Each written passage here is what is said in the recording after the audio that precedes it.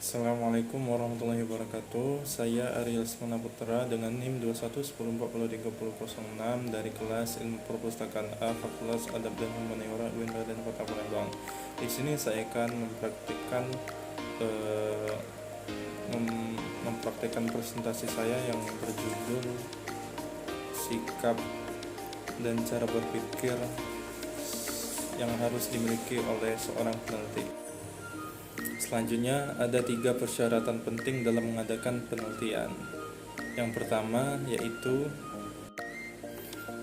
yaitu sistematis. Artinya penelitian dilaksanakan menurut pola tertentu dan yang paling sederhana sampai yang kompleks sehingga tercapainya tujuan secara efisien dan efektif. Yang kedua yaitu terencana, artinya penelitian dilaksanakan dengan adanya unsur kesengajaan dan sebelumnya sudah dipikirkan langkah-langkah pelaksanaannya. Yang ketiga yaitu mengikuti konsep ilmiah, artinya mulai dan awal sampai akhir kegiatan penelitian dilakukan menurut cara-cara yang sudah ditentukan, yaitu prinsip memperoleh ilmu pengetahuan. Selanjutnya cara berpikir seorang peneliti. Cara berpikir seorang peneliti adalah sebagai berikut. Yang pertama, 1. Berpikir kritis, artinya si peneliti harus selalu menanyakan bukti atau fakta yang dapat mendukung suatu pernyataan. Yang kedua, berpikir analitis, artinya peneliti harus selalu menganalisis setiap pernyataan atau persoalan yang disetujui dan dihadapi. Dan yang ketiga, berpikir kritis, artinya peneliti harus selalu mendasarkan pikiran dan pendapatnya pada logika, menimbang sebagai hal secara objektif berdasarkan data dan analisis akal sehat. Selanjutnya, jujur, artinya seorang peneliti tidak memasukkan keinginannya sendiri ke dalam data. Dan yang terakhir, yang kelima, yaitu terbuka, artinya seorang peneliti bersedia memberikan bukti penelitian dan siap menerima pendapat pihak lain tentang hasil penelitiannya. Cara berpikir seperti inilah yang disebut dengan cara berpikir ilmiah atau reflective thinking.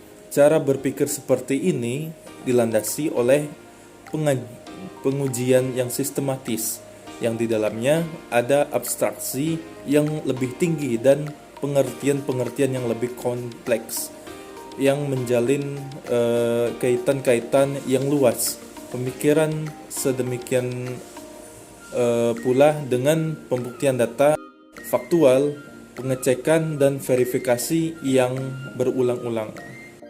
Kemudian ada beberapa sikap seorang peneliti. Seorang peneliti mempunyai sikap seperti berikut, seperti di atas. Yang pertama yaitu objektif. Objektif artinya seorang peneliti harus dapat memisahkan pendapat pribadi dan fakta untuk menghasilkan penelitian yang baik. Seorang peneliti harus bekerja sesuai dengan data yang diperoleh di lapangan dan tidak memastikan pendapat pribadi yang sifatnya subjektif. Yang kedua yaitu kompeten, artinya seorang peneliti yang baik memiliki kemampuan untuk menyelenggarakan penelitian dengan menggunakan metode dan teknik penelitian tertentu. Dan yang ketiga, faktual, artinya seorang peneliti harus bekerja berdasarkan fakta yang diperoleh. Selanjutnya, penelitian harus dilakukan secara berurutan. Penelitian dilakukan dengan berurutan seperti berikut ini. Yang pertama, peneliti dihadapkan pada suatu kebutuhan atau masalah tertentu. Yang kedua, merumuskan masalah sehingga batasan kedudukan dan alternatif cara pemecahan masalah tersebut menjadi jelas. Yang ketiga, menetapkan hipotesis sebagai titik tolak dalam mengadakan tindakan untuk menentukan alternatif permasalahan masalah yang dipilih. Yang keempat, mengumpulkan data untuk menguji hipotesis, collection of data as evidential. Dan yang kelima, mengambil kesimpulan berdasarkan hasil pengolahan data dan dikembalikan kepada hipotesis yang sudah dirumuskan. Dan yang terakhir, yang keenam, yaitu menentukan kemungkinan untuk mengadakan generalisasi dan kesimpulan tersebut serta mengimplikasinya di masa yang akan datang. Kemudian ada beberapa sikap atau etika seorang peneliti yang ingin melakukan penelitian, yaitu sebagai berikut. Yang pertama yaitu bersikap hati-hati. Sikap hati-hati ini ditunjukkan oleh ilmuwan dalam bentuk cara kerja yang didasarkan pada sikap penuh pertimbangan, tidak ceroboh, selalu bekerja sesuai prosedur yang telah ditetapkan atau SOP, termasuk di dalamnya sikap tidak cepat mengambil kesimpulan atau tidak cepat mengambil keputusan. Pengambilan kesimpulan dilakukan dengan penuh kehati-hatian berdasarkan fakta pendukung yang benar-benar akurat. Dan yang kedua, sikap ingin menyelidiki atau keingintahuan yang tinggi. Bagi seorang ilmuwan atau peneliti, hal yang dianggap biasa oleh orang pada umumnya, hal itu merupakan hal yang penting dan layak untuk diselidiki. Apabila menghadapi suatu masalah yang baru dikenalinya, maka ia berusaha mengetahuinya, senang mengajukan pertanyaan tentang objek dan peristiwa, kebiasaan menggunakan alat indera sebanyak mungkin untuk menyelidiki suatu masalah, memperlihatkan gairah dan kesungguhan dalam menyelesaikan eksperimen.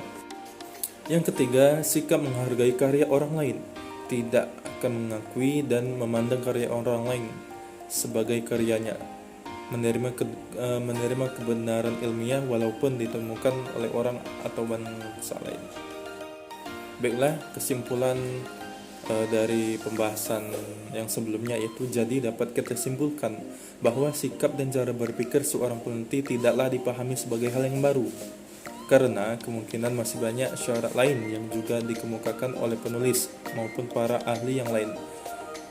Di sisi lain, setiap seseorang melakukan penelitian, syarat-syarat tersebut ada kalanya harus sesuai dengan pendekatan yang digunakan seperti metode kualitatif dan metode kuantitatif. Itu saja penyampaian presentasi dari saya. Apabila ada salah kata, saya mohon maaf. Pada Allah saya mohon ampun. Wabillahi taufiq wal hidayah. Wassalamualaikum warahmatullahi wabarakatuh.